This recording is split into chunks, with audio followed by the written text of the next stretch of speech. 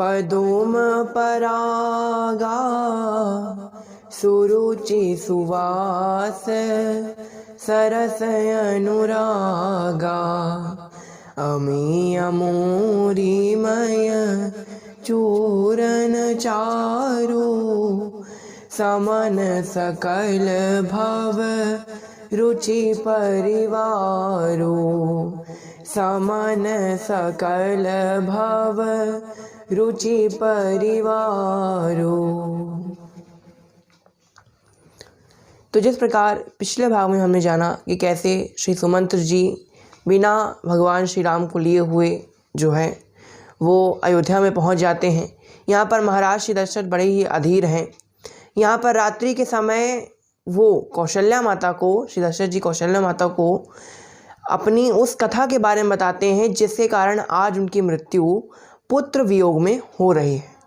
यहाँ पर दशरथ जी जो हैं वो कौशल्या माता को श्री श्रवण कुमार और उनके माता पिता की कथा सुनाते हैं। यहाँ पर आज हम ये जानेंगे कि श्रवण कुमार आखिर थे कौन, ये पूर्व जन्म में कौन थे, इनके माता पिता कौन हैं, इनका नाम क्या है, ये पूर्व जन्म में कौन थे, किस कारण इन्हें अंधा होना पड़ा और किस कारण से श्रवण कुमार की अकाल मृत्यु हुई, महाराज दशरथ ने क्यों श्रवण कुमार को बाण मारा, इन सारी बातों के बारे में हम आज जानेंगे। तो आइए आज की कथा को आरंभ करते हैं।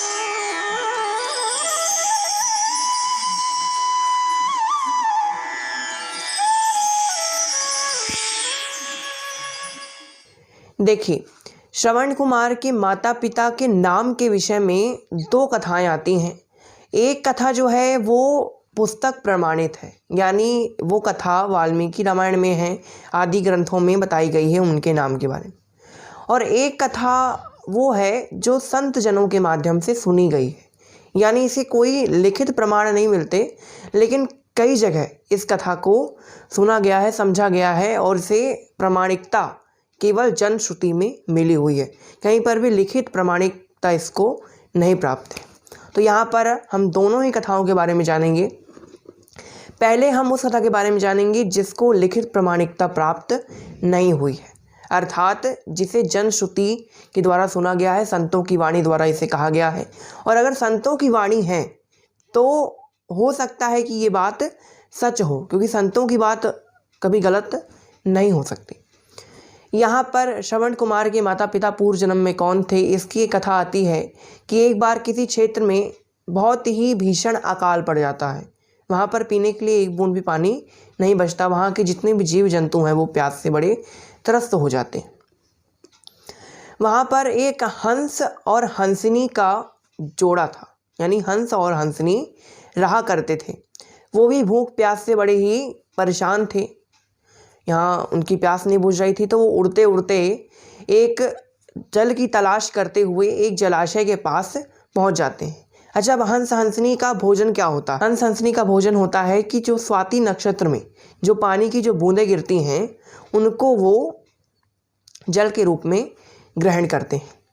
यहाँ पर कहीं पे भी हम जल नहीं मिल रहा था और स्वाति नक्षत्र में जो बूंदें गिरती हैं वो मोती बन जाती हैं। जो बूंदें सीप में गिर जाती हैं वो मोती बन जाती हैं और वही हंस हंसनी उन्हीं मोतियों का भक्षण करते हैं।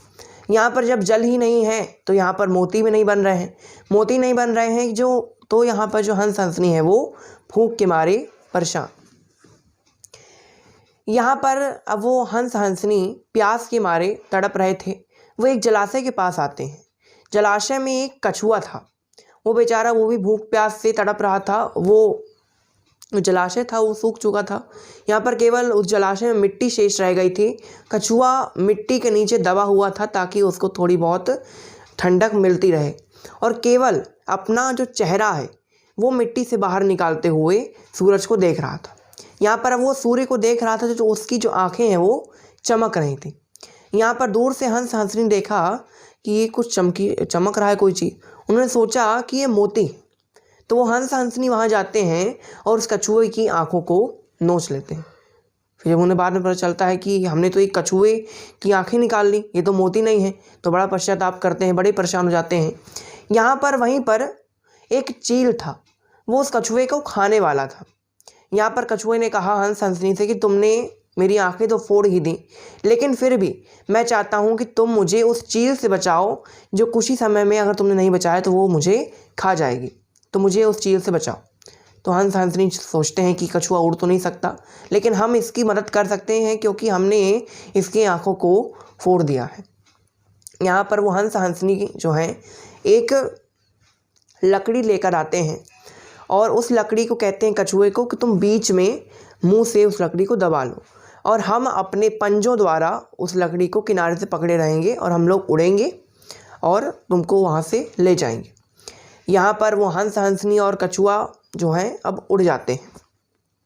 अब यहाँ जो चील है वो बड़ी परेशान क्योंकि उसका जो भोजन है वो उसके आंखों के सामने से चला जा रहा है। यहाँ पर वो जो चील थी वो बड़ी वृद्ध थी, तो ज़्यादा तेज वो उड़ नहीं सकती थी, बेचारी वो धीमे धीमे उड़ रही थी, लेकिन फिर भी हंस हंसनी का मुकाबला वो नहीं कर सकती थी उड़ने में। यहाँ पर अब अकाल पड़ा हुआ है, पानी की एक बूंद नहीं है। तो ऐसा होता है कभी कभी जब अकाल पड़ जाता है तो सूरज की जो किरणें हैं अगर कहीं पर बहुत देर से पड़ रही हैं और अकाल पड़ा हुआ तो वहाँ आग लग जाती है, तो उस वन में भी आग लग जाती है। यहाँ अब आग लगी तो हंस हंसनी तो ऊपर उड़ रहे हैं, लेकिन कछुए को उस आग की आंच सता रही। कछुआ हंस हंसनी से कुछ बोल नहीं रहा है, लेकिन फिर भी उसको उस आग की आंच सता रहे थे। तो जैसे ही कछुआ बोलने के लिए कि कृपया आप थोड़ा और ऊपर उड़िए मुंह खोलता है, वैसे ही कछुआ उस अग्नि में गिर जाता। यहाँ पर अब वो जो हंस हंसनी वो बड़े विचलित हैं। वो सोच रहे हैं कि हम उस कछुए को नहीं बचा पाए जो हमारी आश्रय में आया था, जिसके हमने उसको नेत्रविहीन कर दिया, और हमारे ऊपर एक और पाप भी चढ़ गया है कि हमने एक भूखे प्राणी का जो है वो भोजन जो है उससे छीन लिया है। तो यहाँ पर हंस हंसनी वो पश्चाताप करते हो वो भी उस अग्नि में जा गिरते हैं। यहाँ पर अब जो हंस हंसनी कछुआ और चील है वो अगले जन्म में मनुष्य योनि को चारों लोग प्राप्त होते हैं। और चारों लोगों का अब कैसा जो है संयोजन बनता है, देखिए यहाँ पर जो हंस था वो उद्यालक नामक एक मुनि के रूप में जन्म लेते हैं। यहाँ पर जो हंसनी थी, आपने राम जी की बहन के बारे में सुना होगा, उनका नाम था शांता।